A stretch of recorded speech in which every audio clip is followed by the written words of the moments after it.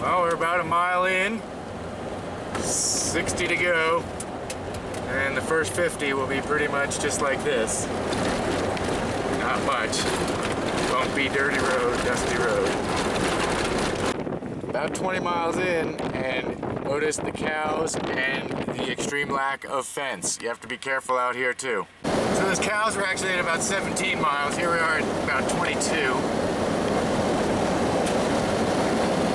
Just about almost 30 miles in. You might notice I'm going kind of fast. The road's a little smooth here, but also keep in mind, folks, I'm very experienced at driving on dirt roads. I'm, going out of my way to miss the sharp rocks, and I slow down at the little peaks so that I don't end up in a wash not knowing what's ahead of me. So, most people go a lot slower. We did just pass somebody else who's going probably half as fast because there are a lot of bumps, a lot of sharp rocks. And there are also long stretches where you're going very slowly. In the middle of the road.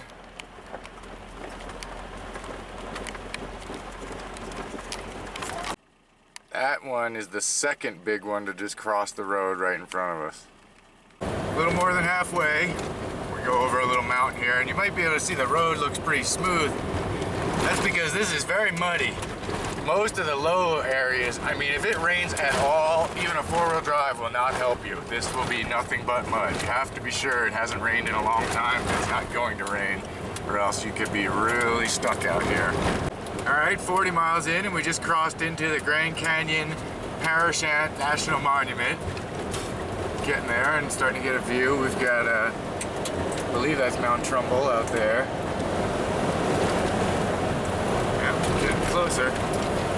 Also, keep in mind the first 5 miles of this road is on the Kaibab Reservation, and you are not supposed to stop. We saw some people stopping, but you really, they allow us to pass through their reservation on the stipulation that we don't stop and fool around on their land. So please respect the natives. We've already stolen enough from those people. So we're getting close to the little ranger station. Here's where it gets confusing because this is on this side. That's on the other side. Approaching the little ranger station. Let's see if he comes out to greet us. They usually do. Yep, little volunteer ranger girl came out and checked in with us. And they always do. There's very few people out here, and they can see you coming from about 10 miles away, so they want you to stop in and say hello. Make sure you know what you're doing. Some old equipment. We're about to head behind us, the wind's blowing, but you can see we got our bicycles from here for the last couple miles. And because it's so hot, it's about 95, we just poured some ice cold water on ourselves to stay a little cooler. And we're off. I also watch a number of bicycling videos. Brady Essery, if you're watching. I always enjoy watching him go for bike rides in the south. Well, here we are. This is quite the place for a bike ride. Here you should be able to see why high clearance is required. We're walking it up this little bit. Big rocks in the road, all over the place.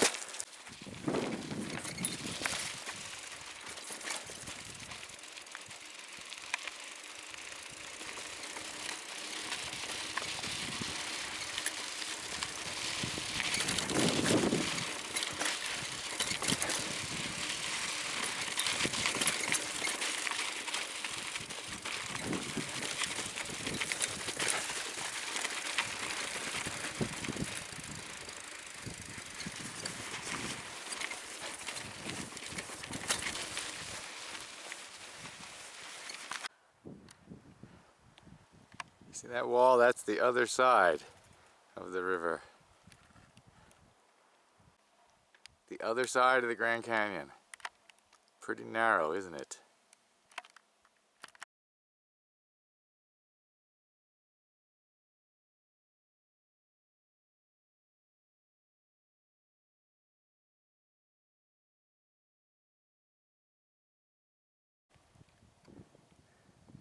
And the final descent. Last time Roxana took a nasty spill down there. We're gonna take it real slow this time. You can see, screwy road. The haze means our lighting is unfortunately not perfect today, but that's all right.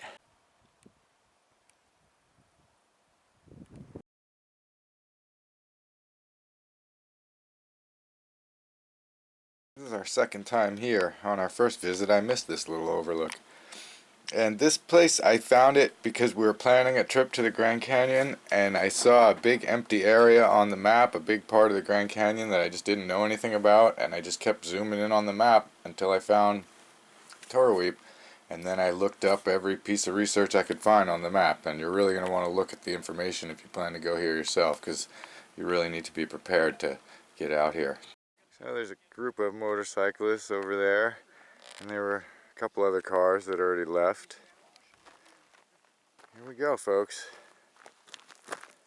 Are you ready? I don't think anybody can ever really truly prepare themselves for this.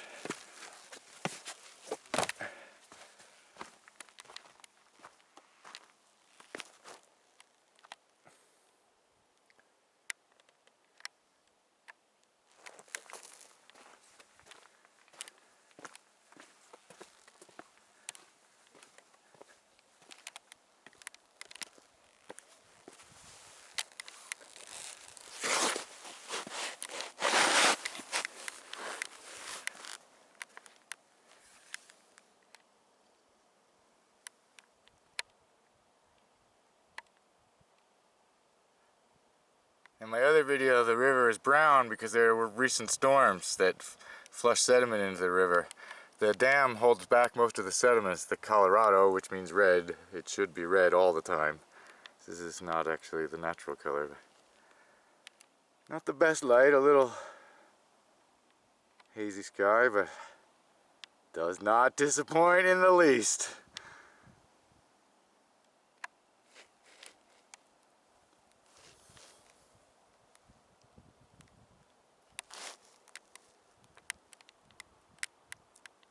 Wow, whatever the camera's picking up, I can't see it.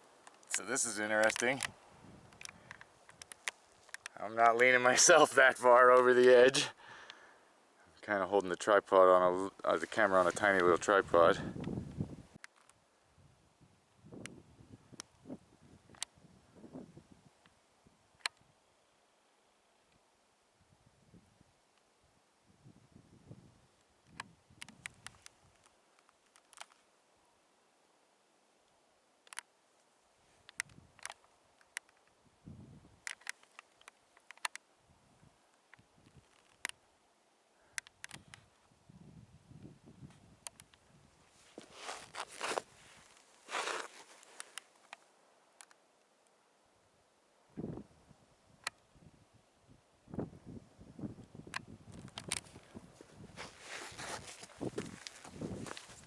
And to give you an idea of what it looks like, I mean, it is an edge, huh? It's flat up there.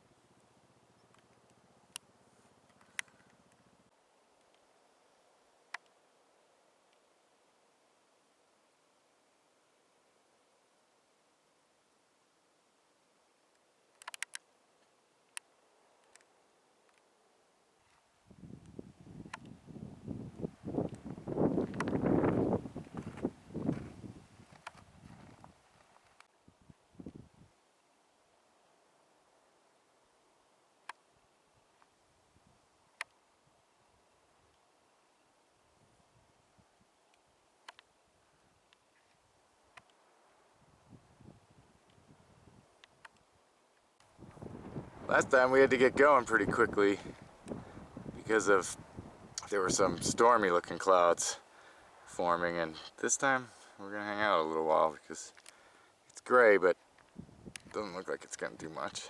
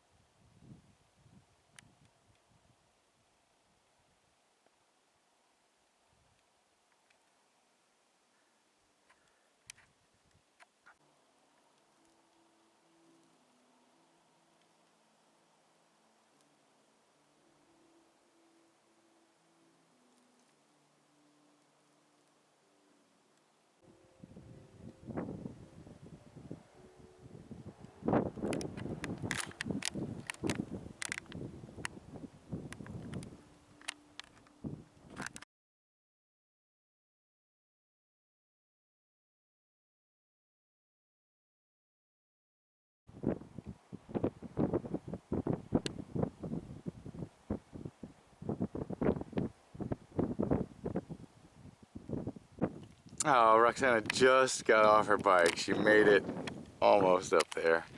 You can see how rough this is. Well, we're all halfway back already.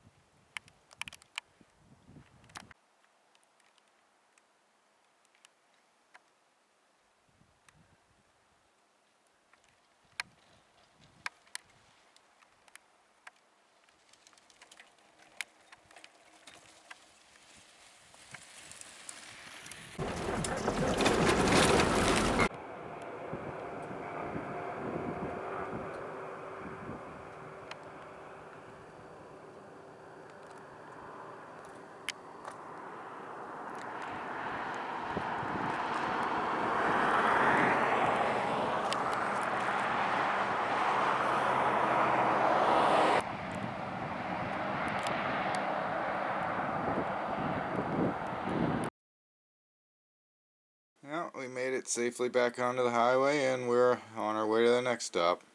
Thanks a lot for coming with us.